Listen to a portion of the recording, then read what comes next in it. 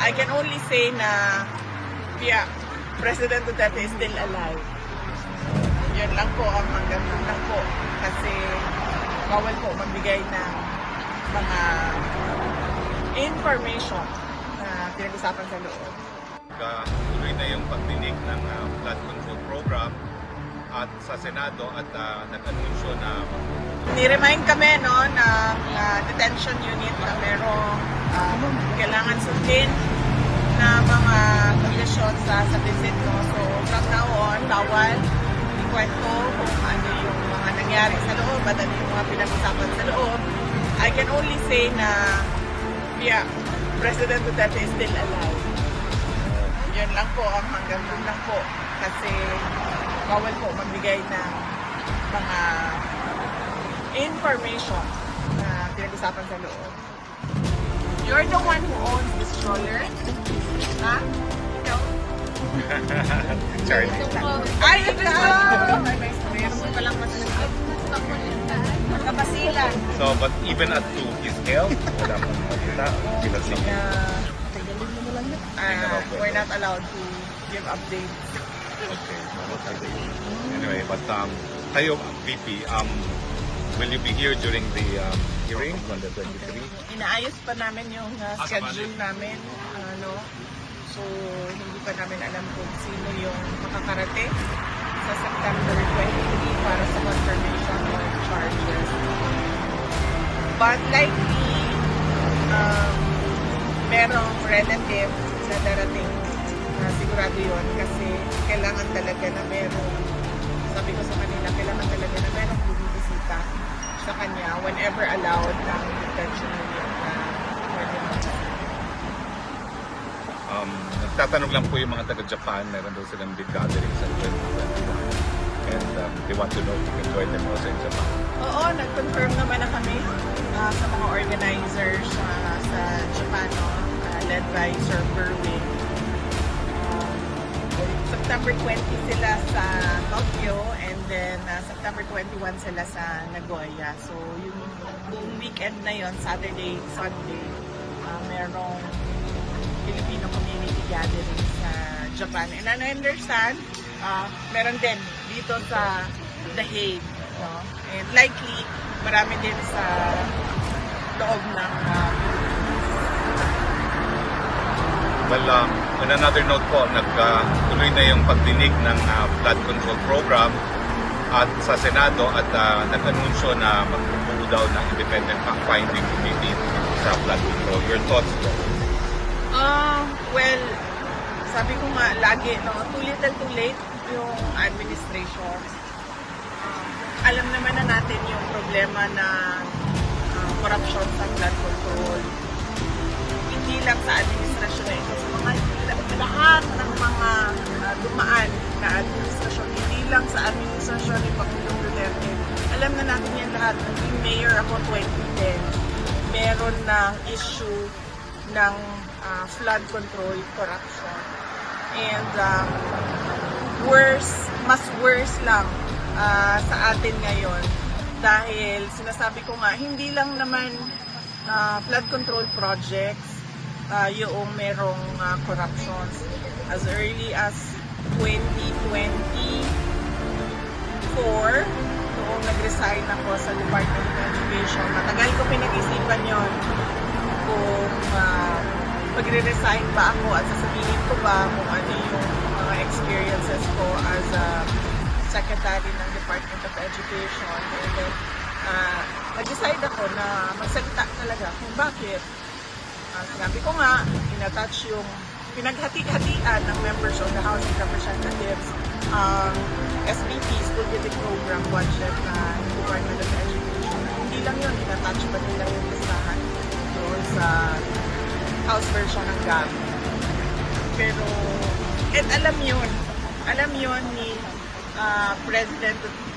President Marcos, BBM, alam niya yun, kasi tinake up din yun during a meeting in Malacanang. Pero he looked the other way. So, magdududa ka kung bakit bigla ngayon ay merong silang palabas na malaking investigation ng flood control project. So, ibig sabihin, meron na naman siguro silang niluluto behind the scenes na syempre hindi natin nakikita dahil lahat tayo nakatutok doon sa flood control corruption.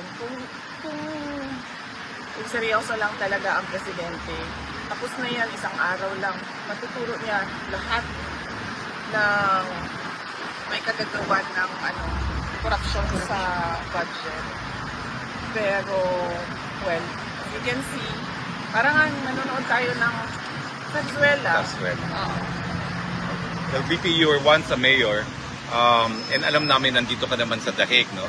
But do you plan to meet with Mayor Magalong and the rest of the leadership of the Mayors for Good Governance? Because you had good governance when you were mayor yourself.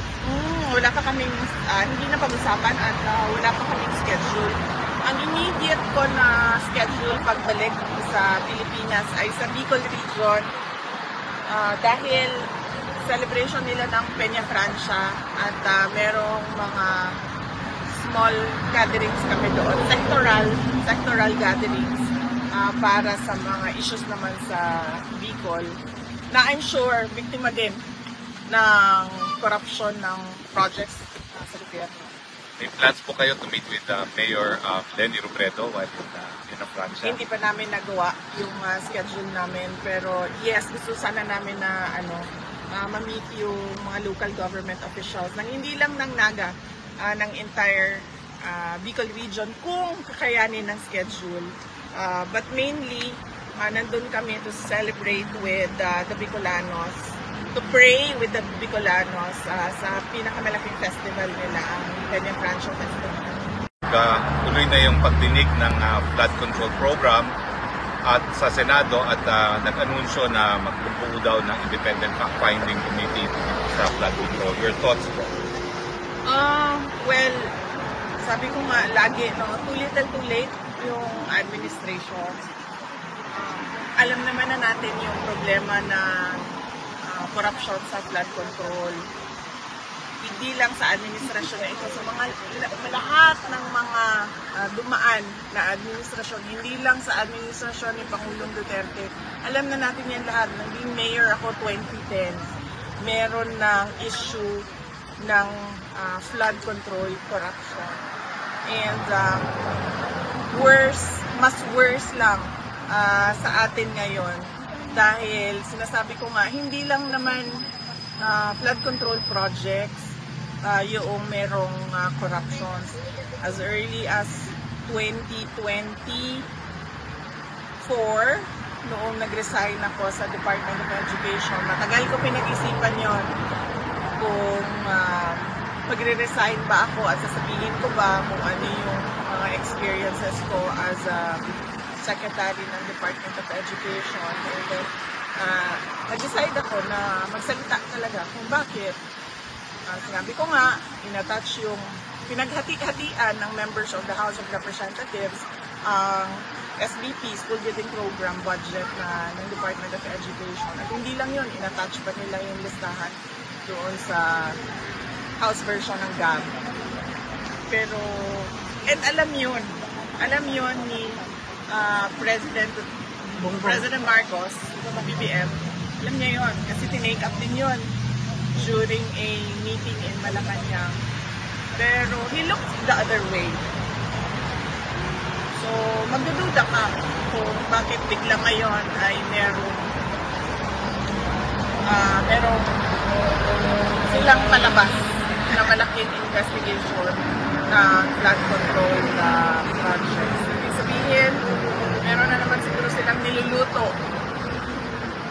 behind the scenes na syempre hindi natin nakikita dahil lahat tayo nakatutok doon sa flood control corruption. Kung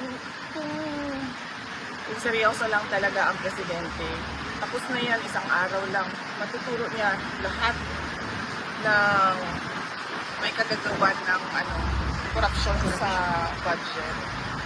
Pero, well, you can see, parang nanonood tayo ng Venezuela.